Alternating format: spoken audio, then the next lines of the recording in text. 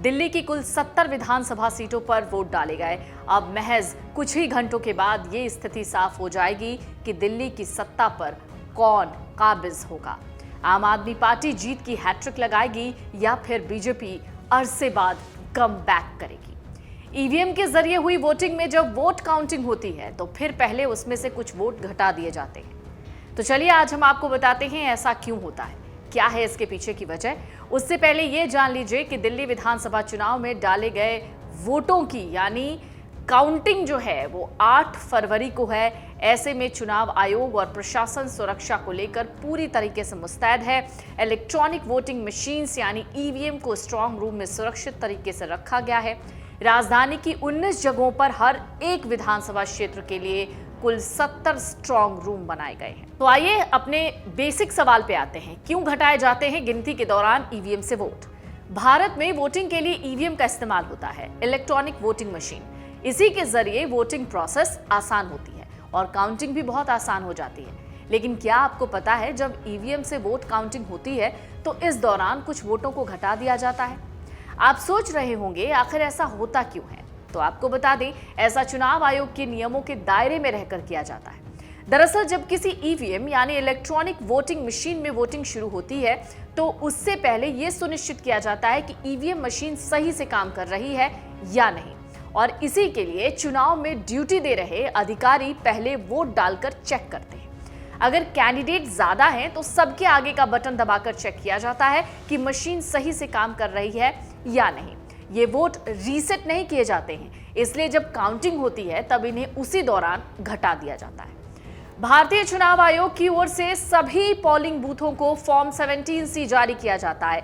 इस फॉर्म में वोटिंग से रिलेटेड पूरी जानकारी होती है। उसमें इस बात का जिक्र करना होता है कि इलेक्ट्रॉनिक वोटिंग मशीन की टेस्टिंग के दौरान कितने वोट डाले गए और किस पार्टी के उम्मीदवारों को कितने वोट दिए गए। फॉर्म में ये सभी जानकारी स्पष्ट तौर पर लिखनी होती है। वोटिंग के दौरान इसी आधार पर बाद में हर ईवीएम से उतने ही वोट घटाए जाते हैं। चुनाव आयोग के मुताबिक मतदान किए गए ईवीएम और वीवीपैट की सुरक्षा सुनिश्चित करने के लिए चुनाव आयोग सुरक्षा प्रोटोकॉल के अनुसार सभी जरूरी व्यवस्थाएं करता है। 7 बिंदुओं को ध्यान में रखकर सुरक्षा घेरा बनाया गया है। 24 घंटे 3 स्तरीय सुरक्षा की तैनाती यानी 3 लेवल सिक्योरिटी होती है, जिसमें सबसे भीतरी परिधि की सुरक्षा केंद्रीय सशस्त्र अर्धसैनिक बल यानी CAPF और सबसे बाहरी परिधि की सुरक्षा राज्य सशस्त्र पुलिस द्वारा की जाती है। स्ट्रांग रूम और गलियारों के सील बंद दरवाजों की 24x7 CCTV कैमरा कवरेज निरंतर निगरानी की जाती है। स्ट्रांग रूम में एक ही प्रवेश और एक ही निकास बिंदु होता है, यानी एक ही एंट्री एक ही एग्जिट पॉइंट होता है। डबल लॉक सिस्टम होता है। स्ट्रांग रूम के खुलने और बंद होने के दौरान अनिवार्य होती है वीडियोग्राफी। अधिकृत अधिकारियों यानी सामान्य पर्यवेक्षक DEO या DCP के दौरों की वीडियोग्राफी के तहत रिकॉर्डिंग के लिए लॉग बुक का रखरखाव होता है। स्ट्रांग रूम के पास एक संचालन नियंत्रण कक्ष भी होता है। VVIP और अधिकारियों सहित किसी भी जो वाहन की एंट्री होती है वो वर्जित होती है। दिल्ली की मुख्य चुनाव अधिकारी एलिस वाज ने बताया कि चुनाव लड़ने वाले उम्मीदवारों के एजेंट्स प्रतिनिधियों को CCTV फीड के जरिए 24 घंटे इन स्ट्रांग रूम की सुरक्षा व्यवस्था की बारीकी से निगरानी करने की अनुमति है। स्ट्रांग रूम के स्थानों पर उनके आरामदायक रहने के लिए उचित व्यवस्था की जाती है, जहां CCTV फीड मॉनिटर पर दिखते रहते हैं। प्रतिनिधियों को सुरक्षा उपायों का निरीक्षण करने, सत्यापित करने और आश्वस्त होने के लिए समय समय पर बैचों में आंतरिक परिधि तक पहुंच की अनुमति दी जाती है। सुचारू और निष्पक्ष मतगणना प्रक्रिया के लिए सभी व्यवस्थाएं की गई हैं।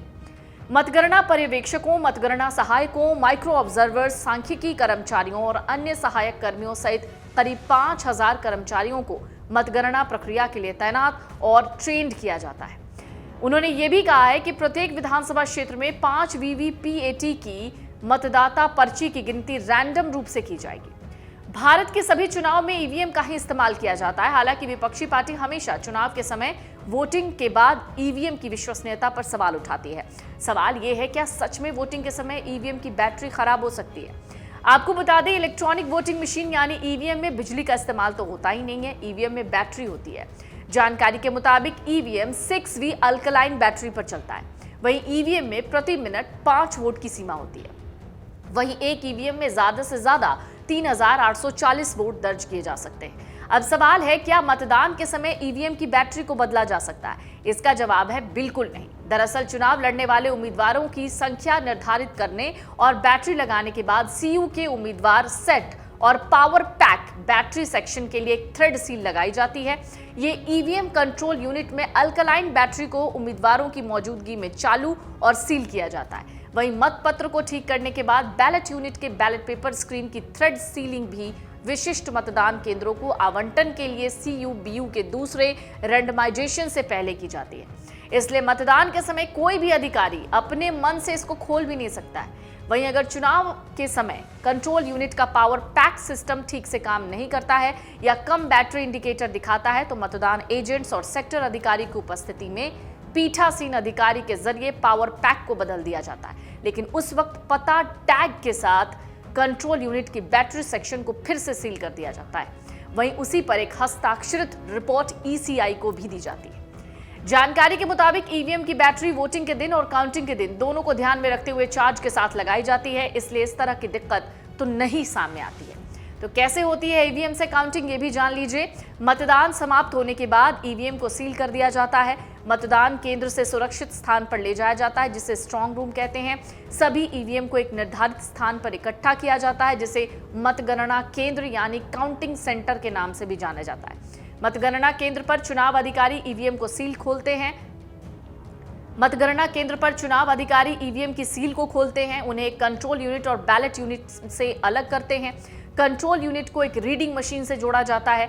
रीडिंग मशीन ईवीएम में डाले गए वोटों की संख्या को पढ़ती है और उसे एक मतगणना शीट पर रिकॉर्ड करती है। मतगणना शीट पर रिकॉर्ड किए गए वोटों की संख्या को विभिन्न उम्मीदवारों को मिले वोटों की संख्या के साथ मैच किया जाता है। ये मिलान वोटिंग ऑफिसर और पार्टी एजेंट्स की उपस्थिति में होता है। वोटों की गिनती पूरी होने के बाद मतगणना अधिकारी परिणामों की घोषणा करते हैं। 2010 से भारत में इलेक्ट्रॉनिक वोटिंग मशीन यानी ईवीएम के साथ voter verified paper audit trail यानी वीवीपैट का भी उपयोग किया जा रहा है। वीवीपैट एक स्वतंत्र इलेक्ट्रॉनिक डिवाइस है जो मतदाता द्वारा